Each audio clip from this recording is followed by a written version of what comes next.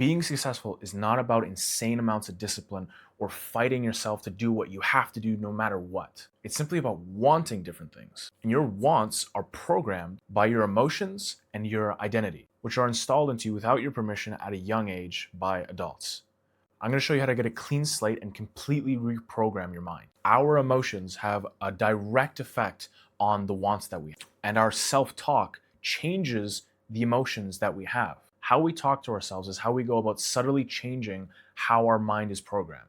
And that programming changes how we see ourselves because our identity is based on the results of how we move and interact with people in the outside world. And when we change our identity, we are no longer trying to act differently. We become the person who just acts in that way. Think about when you're in a positive state. Your self-talk is really good.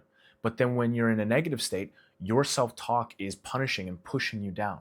We can actually completely reverse engineer this process and start with the self-talk to affect the emotions that we're having, which will change our state, which will change our programming, which then changes the identity, which changes how we act in the world. Your brain is like a garden. Whatever gets watered will continue to grow. Most people spend 68% of their day in an unconscious state where they're accidentally watering poisonous weeds like self-doubt, procrastination, or fear. And as a byproduct of these thoughts, emotions of the same caliber are sprouted, making changing your habits and changing your identity very difficult because you're not in that state of wanting to change. Your emotions are dictating how you're moving through life because your thoughts are being watered unconsciously day to day. Most people go about trying to change their lives using willpower, but willpower is fighting the programming that's in your mind. And the programming is always going to win. It will beat you down eventually and you'll fall back into those old patterns, into that comfort zone. You'll do the things that you said you didn't want to do, and then you'll beat yourself up over the fact that you failed. And you get into this perpetual cycle of negativity, which further fuels your downward spiral. And it's all because of using the wrong systems and wrong frameworks about improving your life, about changing who you are. You don't rise to your goals, you fall to your patterns. That's a quote by James Clear, the author of Atomic Habits. Meaning that just because you set a goal, most likely you're not going to rise to that goal. You're going to fall back to who you are, who you believe who you are. So we have to go about changing our identity, and we're going to go down those steps of how to actually do that. All of your habits, especially your bad habits, follow a very predictable pattern. There is a cue, then there is a craving, then there is an action, and then there's a reward. Usually the reward isn't actually a reward, it's more of a temporary reward. The easiest thing you can do on the path to changing your identity and setting these goals, when that craving pops up, when you're about to do the wrong thing, is having a pattern interrupt and becoming almost like robotic. The moment you feel a certain craving or that you're about to make the wrong decision, you do this. It's like a robot. If this happens, then execute on this. For example, if you realize that you're about to grab for the phone, that impulse is about to overcome you, do 10 push-ups. Just break that pattern and get clear on your goals. These pattern interrupts create that clarity that we need. It's usually a lack of clarity that leads us to fall off of our goals. It's when our thoughts and our emotions are in a haze or being controlled by thoughts or emotions that we don't want there, that we fall into our old patterns. You've probably gotten familiar with the feelings that get you back into your old patterns. And the stronger that that pattern is instilled in you, the stronger of a pattern interrupt you're going to need to break out of this old habit. So it can go from push-ups to something like going and jumping into a cold shower to regain that clarity in your mind, to put you back onto the track of focusing on your goals and getting into those positive, clear emotions again. You can also use things like anchors. It's known as emotional anchoring, where you do something right before you're about to get into a state of focus or into that feeling of determination.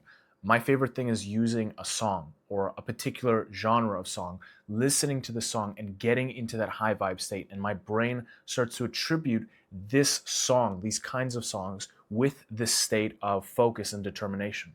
So whenever I'm feeling that familiar state where I'm about to fall off the wagon, I can go back to that emotional anchoring of listening to a particular song and use that to my benefit of pushing me back into a clear thoughts, clear emotions again. Now, I used to set big goals and get very excited, make out these whole detailed plans about how I was going to accomplish my new life. And I promised myself I was going to change, but then within a few days, I would fall back into the old patterns. I just happened to be doom scrolling again. I happened to be not working on the projects that I said I was going to be working on. It wasn't until I started doing work on my unconscious mind that I noticed that I had a view of myself that I wasn't a successful person.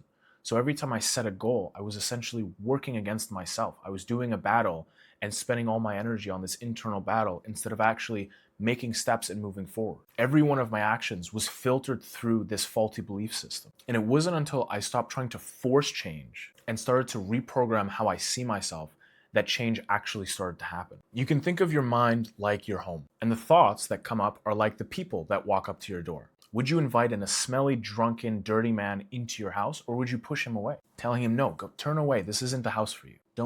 Don't dirty my clean floors. But if a clean friend came to your doorstep, would you invite them in? Say to them, stay as long as you'd like.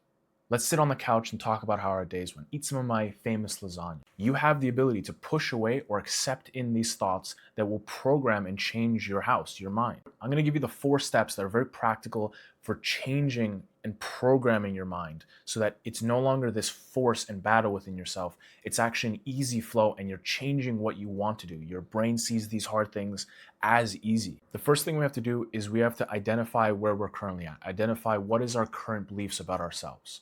And this isn't like, don't accidentally step too far ahead and start defining what you want. We have to define who we are in this present moment.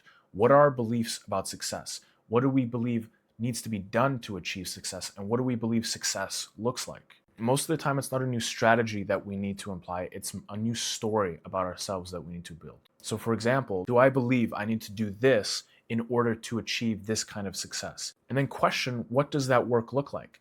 Am I actually being truthful? Is this the heart? Do I need to be working 12 hours a day in order to achieve this? Or is this a faulty belief? Question your beliefs and question what success looks like to you. This first step is about mapping your self-identity, understanding where you currently are. Step 2 is after you've identified where you are, it's interrupting those patterns. You do this through cold exposure, meditation, journaling, anything that will get you out of this autopilot haze that's dictating these negative thoughts that are running your life.